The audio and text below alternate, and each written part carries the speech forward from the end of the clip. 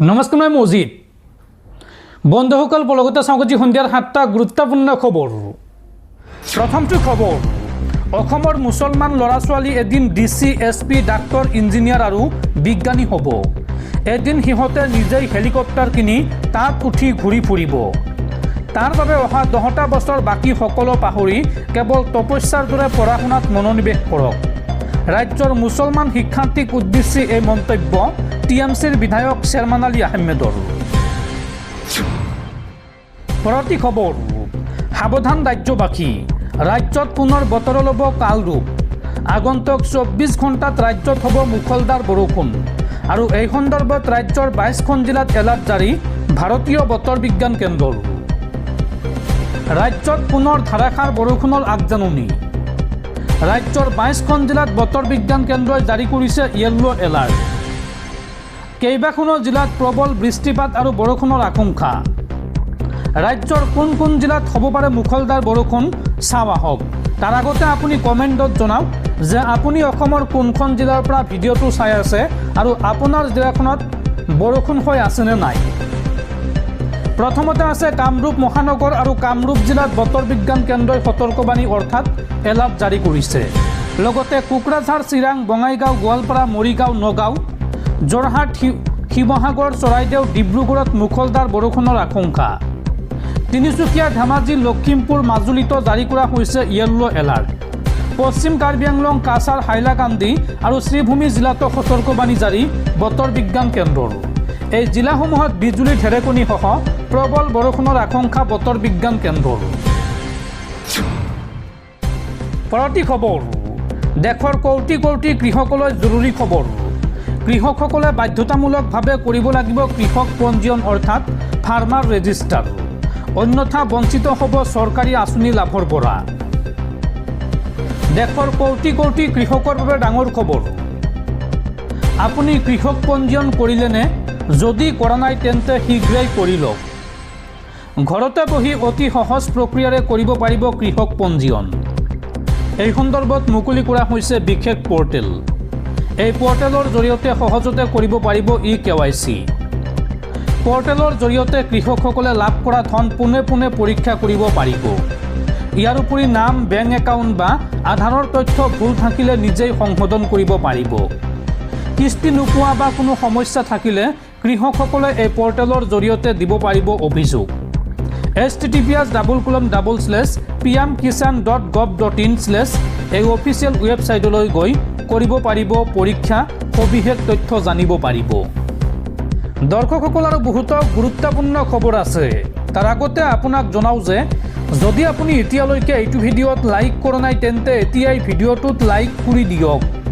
আৰু এনেকুৱা ধৰণৰ ভিডিঅ'সমূহ নিতৌ চাবলৈ চেনেলটো ছাবস্ক্ৰাইব কৰি কাষত থকা বেল আইকনটো প্ৰেছ কৰি ৰাখক। পৰৱৰ্তী খবৰ, প্ৰেমিকাক উপহাৰ দিবলৈ এইবাৰ নিজ ঘৰতে ডকাইতি ব্যৱসায়ী পুত্ৰৰ। পিতৃ মাতৃ নথকাৰ সুযোগ লৈ লকাৰ ভাঙি সোণৰ অলংকাৰ আৰু নগদ ধন লুট যোৰহাটৰ য়শ আগৰৱালৰ। আৰু এই ঘটনাক লৈ এতিয়া ৰাজ্যজুৰি তীব্ৰ চাঞ্চল্য। প্ৰেমিকাৰ বাবে প্ৰেমিকে বহু দুঃসাহসিক কাম কৰাৰ কথা হয়তো আপুনি আগতে শুনিছে, কিন্তু প্ৰেমিকাক উপহাৰ দিবলৈ আৰু ফুৰাবলৈ পিতৃ মাতৃয়ে কষ্টৰে ঘটা ধন সোণ লুটি নিয়াৰ খবৰ হয়তো আপুনি আগতে কেতিয়াও শুনা নাই বা দেখা নাই। অসমত সংঘটিত হ'ল তেনে এটি ঘটনা। প্ৰেমিকাক সন্তুষ্ট কৰিবলৈকে নিজৰ ঘৰৰ পৰা 50 লক্ষাধিক টকাৰ ধন সোণ লুটি নিলে কুলাংগাৰ পুত্ৰই। যোৰহাটত সংঘটিত হৈছে এই ঘটনাটো। মাৰোৱাৰী সম্প্ৰদায়ৰ এগৰাকী প্ৰতিষ্ঠিত ব্যৱসায়ী পুত্ৰই কৰিলে এই কাম। এই কাণ্ডত সহযোগ কৰিলে এগৰাকী পৰ্টেলৰ সাংবাদিকেও। ঘৰৰ পৰা ধন সোণ লুটি নিয়া পুত্ৰগৰাকীৰ নাম য়শ আগৰৱালা। পৰ্টেলৰ সাংবাদিক জিতু চুমানীৰ সৈতে এই সমগ্ৰ লুটপাটৰ পৰিকল্পনা কৰিছিল য়শে। ঘৰত পিতৃ মাতৃ নথকাৰ সুযোগ লৈ সোণৰ অলংকাৰখিনি লুটি নিয়াৰ পিছত সাংবাদিক জিতু চুমানীৰ সৈতে ৰোহিত প্ৰসাদ নামৰ এগৰাকী লোকৰ সহায়ত অতি কম দামত বিক্ৰী কৰিছিল সেইখিনি। আৰু শেহতীয়াকৈ পোহৰলৈ অহা তথ্য অনুসৰি অধিকাংশ অলংকাৰে বিক্ৰী কৰিছিল গোলাঘাটৰ প্ৰিয়াঞ্চি জুৱেলাৰীত। অলংকাৰখিনি বিক্ৰী কৰাৰ পাছতে প্ৰেমিকাৰ সৈতে আমোদ প্ৰমোদত ব্যস্ত হৈ পৰিছিল য়শ। এই টকাৰ ভাগ পাইছিল পৰ্টেল সাংবাদিকগৰাকীয়ে। প্ৰেমিকাক 1.5 লাখ টকীয়া আইফোন আৰু নগদ ধন উপহাৰ দিয়ে এই যুৱকজনে। কেৱল উপহাৰেই নহয়, প্ৰেমিকাক লৈ ফুৰিবলৈ গ'ল বহিৰ ৰাজ্যত, নামী দামী হোটেলত কটালে নিশা আৰু অৱশেষত কুলাংগাৰ পুত্ৰৰ সকলো কাণ্ড আৰক্ষীক অৱগত কৰিলে পিতৃ মাতৃয়ে। এতিয়া আৰক্ষীয়ে আটক কৰিছে সকলোকে আৰু তদন্ত অব্যাহত ৰাখিছে আৰক্ষীয়ে। পৰৱৰ্তী খবৰ, ইৰাণত আক্ৰমণ কৰি এইবাৰ বিপদত আমেৰিকাৰ ৰাষ্ট্ৰপতি ডনাল্ড ট্ৰাম্পৰ পৰিয়াল। ট্ৰাম্পৰ পুত্ৰৰ সন্ধান দিয়া ব্যক্তিক ইৰাণে দিব 95 কোটি টকাৰ পুৰস্কাৰ। ইৰাণৰ টেলিভিছনত ট্ৰাম্পৰ পুত্ৰ বেৰন ট্ৰাম্পক হত্যাৰ ভাবুকি। ৰাষ্ট্ৰীয় সংবাদ মাধ্যমত প্ৰকাশ পাইছে এই খবৰ। পৰৱৰ্তী খবৰ, গুৱাহাটী কেন্দ্ৰীয় কাৰাগাৰত ভয়াৱহ হাৰত বৃদ্ধি পাইছে HIV-ত আক্ৰান্তৰ সংখ্যা। 1800 কয়দীৰ ভিতৰত 67 জনেই HIV-ত আক্ৰান্ত। কেন্দ্ৰীয় কাৰাগাৰৰ 1700 পুৰুষ কয়দীৰ 62 জন HIV পজিটিভ আৰু 82 গৰাকী মহিলা কয়দীৰ ভিতৰত 5 গৰাকী আক্ৰান্ত হৈছে HIV-ত। নিচাজাতীয় সামগ্ৰী সেৱনৰ বাবে বৃদ্ধি পাইছে এই মাৰাত্মক ৰোগবিধ। পৰৱৰ্তী খবৰ, উজনি অসমত পুনৰ বানপানীৰ আশংকা। দয়াং জলবিদ্যুৎ প্ৰকল্পই খুলি দিলে 2খনকৈ গেট। 1 আৰু 4 নম্বৰ গেটেৰে সুৰাসুৰে বাগৰিছে পানী। গতিকে সাৱধান হওক উজনি অসমৰ ৰাইজ।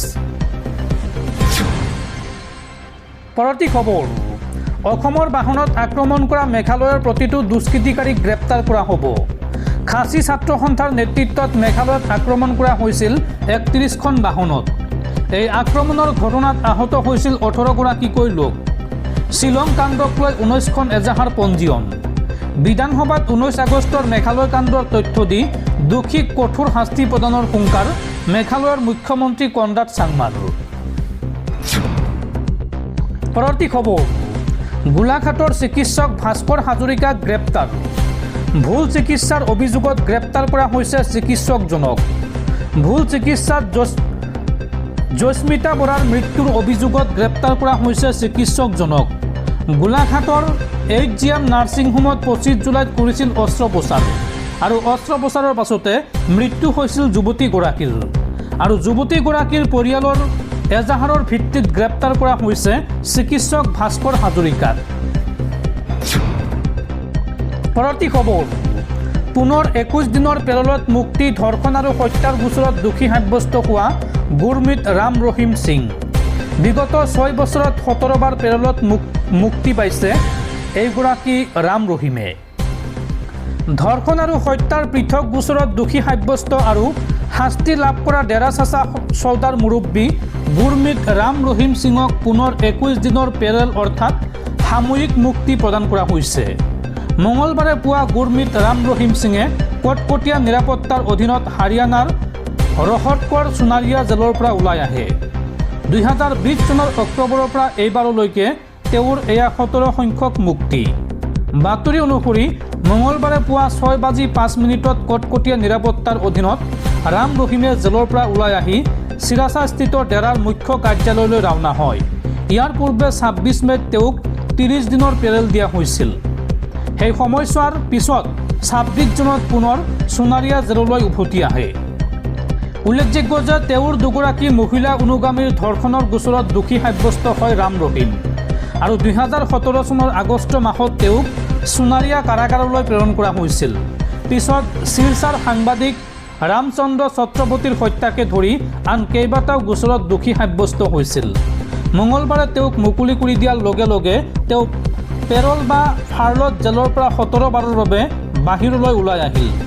ধৰ্ষণ আৰু হত্যাৰ দৰে গুৰুতৰ অপৰাধত দোষী সাব্যস্ত হোৱা এজন ব্যক্তিক বাৰে বাৰে পেৰলত মুকলি কৰি দিয়াৰ বিষয়টোৱে প্ৰশ্ন আৰু বিতৰ্কৰ সৃষ্টি কৰিছে। ইয়াৰ পূৰ্বে 26 মে'ত তেওঁক 30 দিনৰ পেৰল দিয়া হৈছিল। এমাহৰ পাছত তেওঁ পুনৰ জেললৈ আহে আৰু জানুৱাৰী মাহতো তেওঁক 40 দিনৰ পেৰল দিয়া হৈছিল। প্ৰায় 9 বছৰ পূৰ্বে দোষী সাব্যস্ত হোৱাৰ পিছৰে পৰা তেওঁ বাৰে বাৰে মুক্তি পোৱাৰ বিষয়টো ৰাজনৈতিক বিতৰ্ক আৰু আলোচনাৰ কেন্দ্ৰবিন্দু হৈ পৰিছে। পৰৱৰ্তী খবৰ, ইথানল মিশ্ৰণৰ নামত মানুহক ভেজাল পেট্ৰল দিয়া হৈছে আৰু ইফালে চেনিৰ দামেও আকাশ চুইছে। পেট্ৰলৰ নামত ৰাখি খোৱা বুলি কোৱা বৈদেশিক মুদ্ৰাৰে আকৌ বিদেশৰ পৰা চেনিহে আমদানি কৰিবলগীয়া হৈছে। বিগত ৭৫ বছৰত ইমান মূৰ্খ চৰকাৰ কোনেও দেখা নাই। মোদী চৰকাৰক খুৰদাৰ সমালোচনা কৰি এই মন্তব্য দিল্লীৰ প্ৰাক্তন মুখ্যমন্ত্ৰী অৰবিন্দ কেজৰিৱালৰ। পৰৱৰ্তী খবৰ, পুনৰ হুৰাহুৰে কমিছে সোণৰূপৰ দাম। যদি আপুনি সোণৰ গহনা বনাম বুলি ভাবিছে তেন্তে আপোনালৈ ভাল খবৰ। আজিৰ দিনটোত পুনৰ হাজাৰ হাজাৰ টকা কমিছে সোণৰ দাম। চাওঁ আহক আজিৰ দিনটোত গুৱাহাটীত কিমান হৈছে সোণৰ দাম। মানি কণ্ট্ৰলৰ তথ্য মতে আজি গুৱাহাটীত 24 কেৰেটৰ প্ৰতি 10 গ্ৰাম সোণৰ দাম 1,45,260 টকা হৈছেগৈ। বুধবাৰে প্ৰতি 10 গ্ৰাম সোণৰ দাম আছিল 1,46,420 টকা। অৰ্থাৎ আজিৰ দিনটোত প্ৰতি 10 গ্ৰাম সোণৰ দাম হ্ৰাস পাইছে 1,140 টকা। আৰু মানি কণ্ট্ৰলৰ তথ্য মতে আজি গুৱাহাটীত 22 কেৰেটৰ প্ৰতি 10 গ্ৰাম সোণৰ দাম 1,33,080 টকা হৈছেগৈ। বুধবাৰে প্ৰতি 10 গ্ৰাম সোণৰ দাম আছিল 1,34,120 টকা। আৰু আজিৰ দিনটোত প্ৰতি 10 গ্ৰামৰ 22 কেৰেট সোণৰ দাম হ্ৰাস পাইছে 1,040 টকা।